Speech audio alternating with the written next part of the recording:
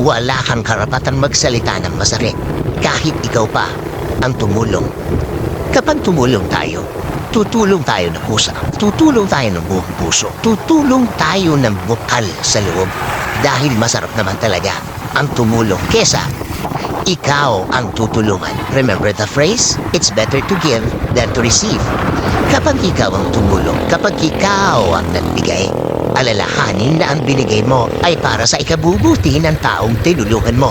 Pero huwag mo namang idikta kung paano niya dapat patakbuhin ang kanyang buhay.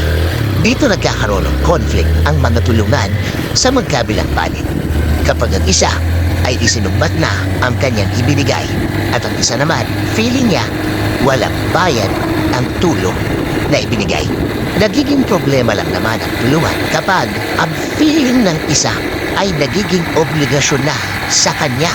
Ang tinutulungan niya, ina-adjust na niya ang lahat para lang matulungan ang tinutulungan niya. Kapag may nasasakripisyo na, maghahanap ka na ngayon ng kapalit ng ibinigay mo.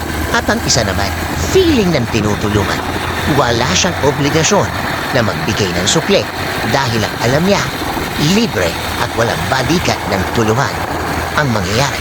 Ang tanging obligasyon ng tinutulungan ay pagbutihin niya ang buhay niya. Gamitin sa tama ang itinulong, gamitin sa tama para mabago at mapaunlad ang buhay niya. Ang conflict sa bagay na ito ang mabubuong problema sa tulungan nito. Asahan mo, mahabang panahon ang gugugulin hanggang sa maging personalan na ang usapan.